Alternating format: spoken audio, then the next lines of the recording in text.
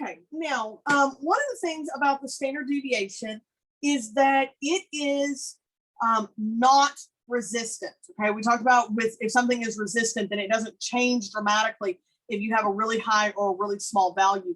The standard deviation is not resistant because when you have those really extreme values, then you are including a very large distance to that upper or that lower value, the one that is farther and very quite far away and extremely far away from your mean. So it is not resistant is one of the things about standard deviation. Now, also with standard deviation, we can find the standard deviation on grouped data, okay? So the same way that we found the mean on grouped data, we are going to be able to find the standard deviation on grouped data. Now, we're going to take a look at number 7, okay, on our chart. And again, I'm going to give a formula here for the population standard deviation for grouped data, okay, and it is going to look similar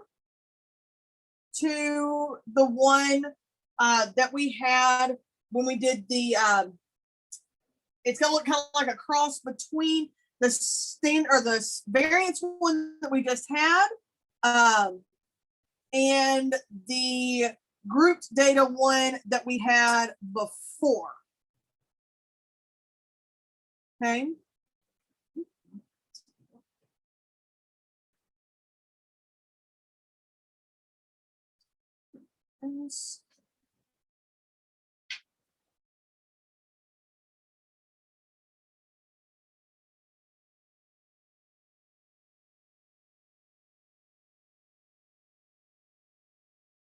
Okay, so I'm going to pull this up and then we're going to look at one of these. Okay, so the difference that we're going to see here is notice beforehand we had that this was an x squared. It is still an x squared. The only difference is we now have to do our x times our f. So very similar to what we saw when we were doing the computation for the mean, but we got to do that x times f thing. That's going to happen here as well. So we're going to take that and then we're going to square it. We then also have that we're going to need to do the x times f just plain, total that up and then square. So similar to when we saw the total of the x's and then squared, now we just have them with the fi's. This is going to be the total of fi, which would be our capital N. This would also be our capital N again down here on the bottom for this one.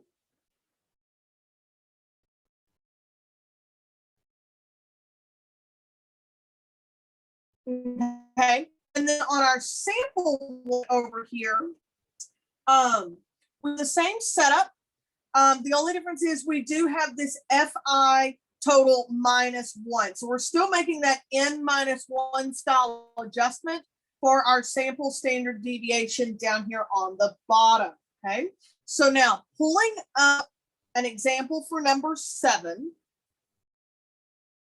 I'm going to go ahead and get all of our data on here.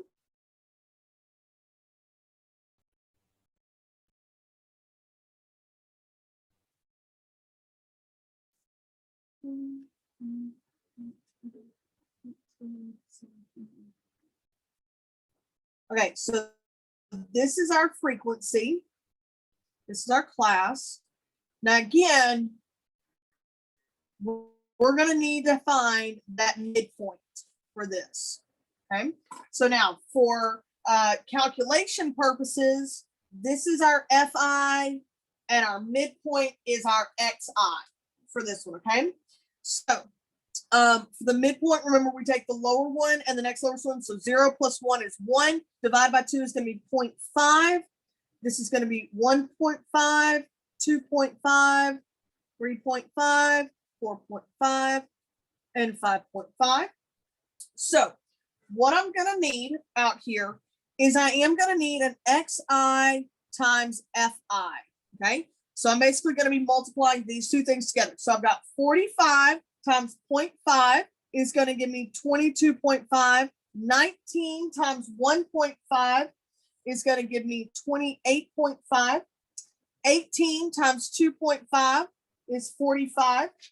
17 times 3.5 is 59.5. 14 times 4.5 gives me 63. And 11 times 5.5 gives me 60.5. Okay.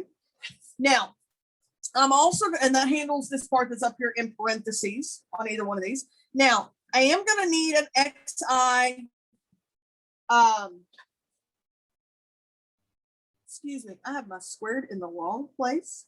The squared is on the XI. I'm so sorry. So I'm going to need an XI squared. Okay, I'm so sorry, I put that in the wrong place. So 45, so now I'm going to take this pencil. So 0.5 times 0.5 is 0.25. 1.5 times 1.5 is 2.25. Then we have 6.25, 12.25. 4.5 times 4.5 is going to be 20.25. And finally, 5.5 times 5.5 is going to be 30.25. And then we're going to have a final column out here, which is that x squared fi. And again, I apologize for putting that in the wrong, that squared in the wrong spot.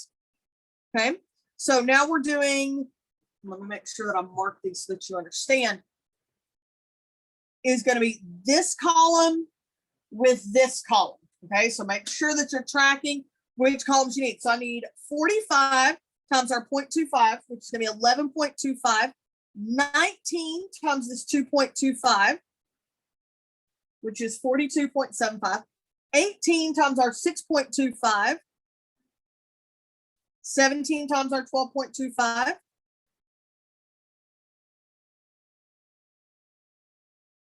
283.5 is 332.75. Okay, now I need the total of that x squared fi. So I need this total here, which actually comes out nice and clean to 991. That doesn't always happen, but it did in this case.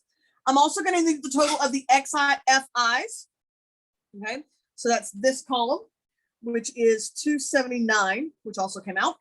And then I'm going to need the fi totals. I still need that over here. So that's going to be this column, and this is 124. Now, for this particular example, they did ask us to consider this as a population.